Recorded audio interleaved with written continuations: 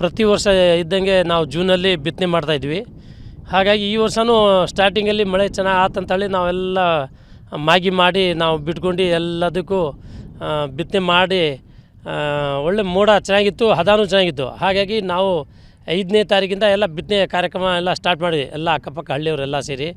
ಹಾಗಾಗಿ ಈಗ ನೋಡಿದ್ರೆ ಸುಮಾರು 18 ದಿನ ಆಯಿತು, ಮಳೆನೇ ಇಲ್ಲ. ಬೀಜ ಹಾಕಿ 2 ದಿನಕ್ಕೆ ಮಳೆ ಹೋಗಿರೋದು ಇವತ್ತುವರೆಗೂ ಇಲ್ಲ. 22 ದಿನ ಆಯ್ತು ನಾವು ಬೀಜ ಹಾಕಿ.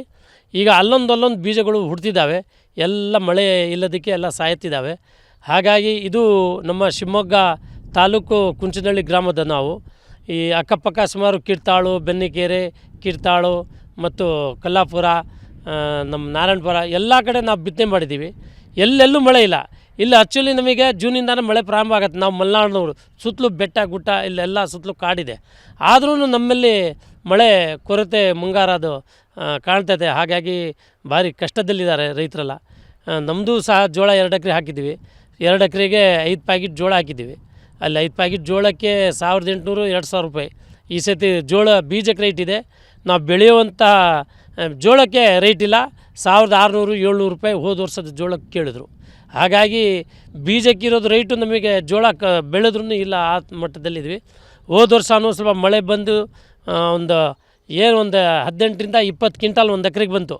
ನಮಗೆ ಬೀಜದಲ್ಲೂ ಅನುಮಾನ ಆಗ್ತೈತೆ. ಮೊದಲೆಲ್ಲ 30-35 ಕ್ವಿಂಟಾಲ್ 30 ಕ್ವಿಂಟಾಲ್ವರೆಗೂ ಬರ್ತೈತೆ 1 ಎಕರೆಗೆ.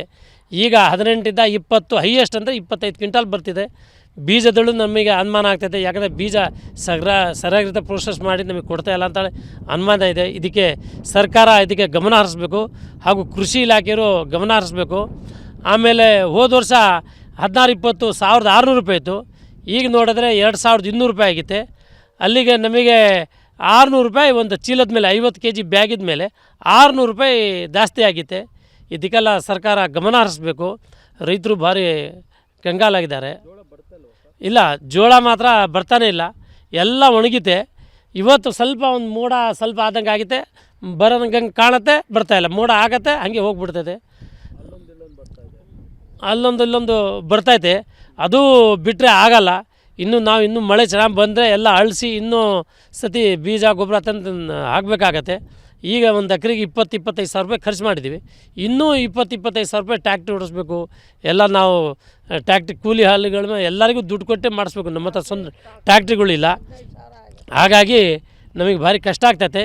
ಇದಕ್ಕೆ ಏನಾದರೂ ಮಾಡಿ ಸರ್ಕಾರ ಒಂದು ಪರಿಹಾರನೋ ಇಲ್ಲ ನಮ್ಮ ರೈತರಿಗೆ ಸಾಲ ಮನ್ನಾ ಯೋಜನೆ ಒಂದು ಮಾಡಿದರೆ ಒಳ್ಳೇದಾಗತ್ತೆ ಅಂತ ಹೇಳ್ತಾ ಇದ್ದೀವಿ. ಹಾಗಾಗಿ ನಾವು ಭಾರಿ ಕಷ್ಟದಲ್ಲಿದ್ದೀವಿ ನಾವು ಎಲ್ಲರೂ. ಈ ಸತಿ ಭಾರಿ ಕಷ್ಟ ಇದೆ ಮುಂಗಾರ. 3 ಎಕರೆ ಜೋಳದಾಗೆ 1 ಎಕರೆ ಬಿಟ್ಟಿದ್ದೀವಿ, 2 ಎಕರೆ ಹಾಕಿದ್ದೀವಿ. 1 ಪ್ಯಾಕೆಟ್ ಹತ್ತಿ ಹಾಕಿದ್ದು, ಹತ್ತಿನೂ ಅಲ್ಲೊಂದು ಇಲ್ಲೊಂದು ಐತೆ. ಈಗ ಎಲ್ಲಿಂದ ಈಗ ಸಾಲ ಯಾರು ಕೊಡ್ತಾರೆ ಈಗ ಈ ಟೈಮಿಗೆ? ಈಗ ಬಿತ್ತೋದು ಅಂದರೆ ಅಳಿಸಿ ಬಿತ್ತಬೇಕು. ಯಾರು ಕೊಡ್ತಾರೆ? ಯಾರೂ ಕೊಡಲ್ಲ ಸಾಲ. ಈಗ ಮುಂಚೆ ಕೊಟ್ಟಿದ್ದೆ ಆತು ಅಂತ ಹೇಳ್ತಾ ಇದ್ದಾರೆ ಸಾಲದವರು. ಈಗ ಸಾಲ ಮಳೆ ಇಲ್ಲ, ಹೆಂಗೆ ತೀರಿಸ್ತಾರೆ ಸಾಲ? ಮನ್ಯಾಗ ಮಾಡೋರಿಲ್ಲ. ಮುದ್ಕ ನೋಡಿದರೆ 2 ಕಾಲು ಮುರಿದೈತೆ. ನಾನೇ ಕೂಲಿಯರಿಗೆ ತೊಗೊಂಡು ಬಡ್ದಾಡಿ ಮಾಡಬೇಕು. ಈ ಪರಿಸ್ಥಿತಿ ನಮ್ದು ಹಂಗೆ ಆಗೈತೆ. ಅದಕ್ಕೆ ಏನಾರು ಆದಷ್ಟು ಸಹಾಯ, ಬಡವರು ಮಗನೂ ಇಲ್ಲ, ಏನಾರು ಸಹಾಯ ಮಾಡಂಗಿದ್ರೆ ಮಾಡಬೇಕು. ಜೋಳ 5 ಪ್ಯಾಕೆಟ್ ಹಾಕಿದ್ದು, ಅದೆಲ್ಲ ಅಲ್ಲೊಂದು ಇಲ್ಲೊಂದು ಐತೆ.